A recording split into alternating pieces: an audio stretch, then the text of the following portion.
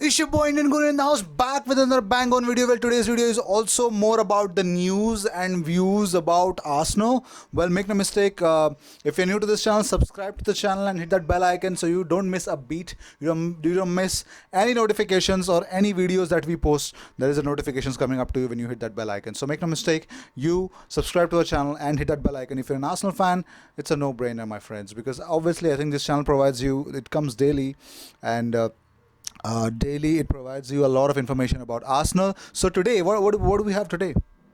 Today, a little bit of summary, and we have what David Luiz had to say a lot. Well, he has actually posted an Instagram post, and a little bit of statistics to tweak. I think the real truth about Aubameyang, real truth about Nicolas Pepe. Not only this, we'll talk about Arsenal against the Big Six. How exactly have we been against the Big Six? Well, more on this, and definitely don't miss our today evening's special show POV, where we discuss a lot with the Chelsea fans, their opinions. We also talk about the Tottenham Spurs fans, Manchester City fans, Liverpool fans as well. So make no mistake, you guys stay tuned into this channel, because this channel is definitely bringing in some really different kind of content definitely on this channel. So without any further ado, let's move on with the video. Let's start with the first thing. Arsenal women destroy Spurs women 6-0. Yes, they destroy. 6-0 is not a loss. 6-0 is a destruction. Well, that's exactly what we deserve, don't we? Like, it's just, I think the men's team meet Spurs next week, so it's going to be a real humdinger. Well, let's see what's going to happen. Next, let's talk about Arsenal versus the Big Six. I actually covered a video about last season's Arsenal performance against the Big Six in the Premier League. Definitely have not performed well in the last season also. While going away, let's talk about Arsenal's last 23 away games against the Big Six. In the last 23 away games, Arsenal have not won even a single game against the Big Six teams going away. Drawn 8. That means out of the 23 away games that Arsenal have played against the Big Six, they have only got 8 points. They have only made sure that they could make only 8 points out of it. Lost 15. Clean sheets, only one out of the 23 games. Only one clean sheet. And Arsenal have failed to score in 5 games. That should have been... oh my God. Well, 25 goals scored in 23 away games, and 53 goals conceded in 23 away games. That's not a good sign. That's really not good reports. And I really don't like this kind of...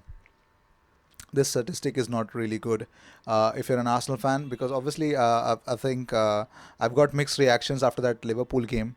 I've got certain people who are commenting that they did not like what they saw, the new look Arsenal against the Liverpool. It was not what they expected it to be. Well, obviously, I think when you love a club and when you see certain changes happening, obviously you expect a lot. But the biggest problem is that certain fans expect the change to happen straight away. I think we had our positives. It's not that we played exactly like how we played in last season. No, it was something different. I think I have explained that in one of my videos. So let's move on. Let's move on. Yeah. Let's talk about Nicolas Pepe. Nicolas Pepe has completed more dribbles, 7 dribbles versus Liverpool, than any player has managed in a single game, in a single match in the Premier League this season. Nicolas Pepe has actually... see, he's a player to tumble and definitely try to make his own records. Nicolas Pepe is definitely one for the future, and I think Arsenal have really got a baller here. Let's see how he performs if he plays against Tottenham. We'll come to know more about it when Unai Emery assesses the players' situation for the next game. But probably this is the channel that you need to stay tuned, so that you guys come to know about those news as well. Well, talking about this, let's talk about against the Big Six, how Pierre-Emerick Aubameyang has actually... fared. Has he fared well? Let's see. Pierre-Emerick Aubameyang versus the Big Six.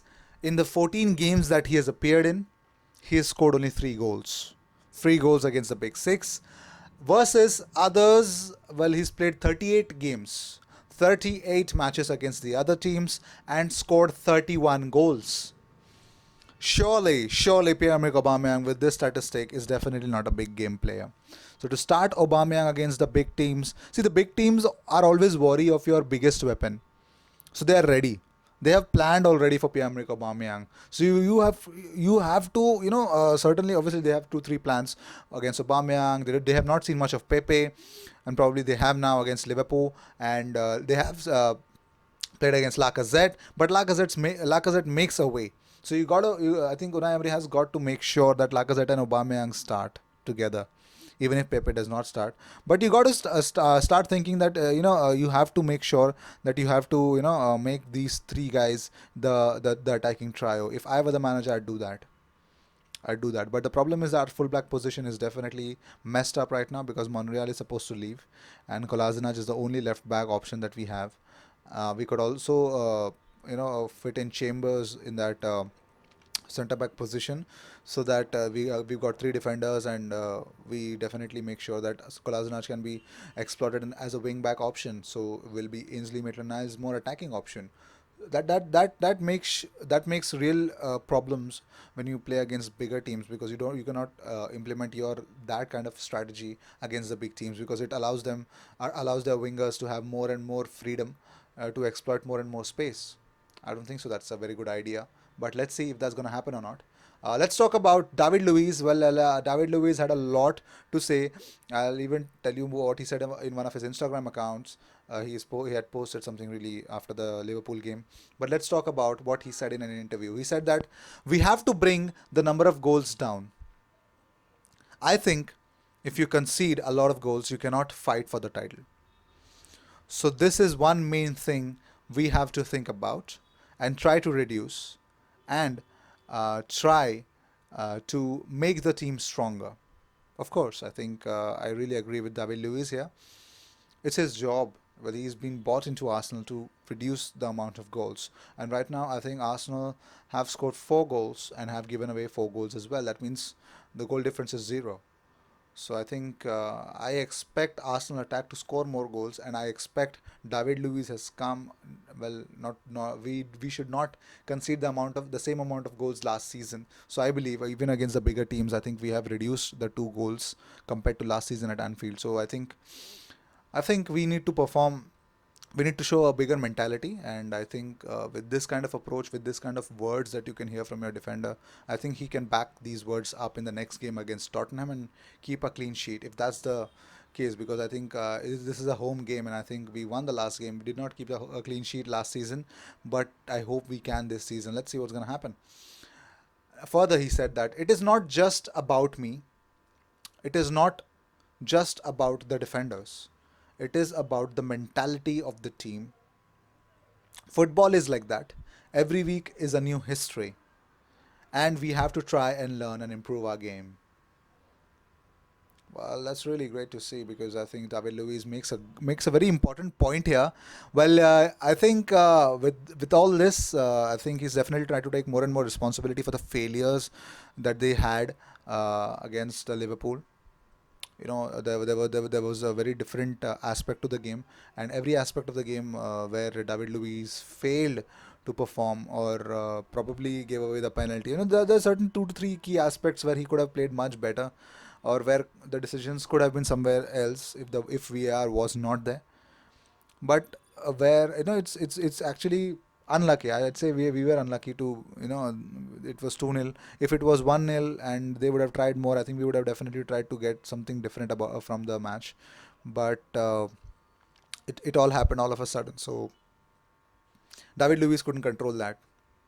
Who are we to even speak about controlling the game? Well, let's talk about his one Instagram post. David Luiz had posted an Instagram post. He said that life is tough and football is tough also sometimes.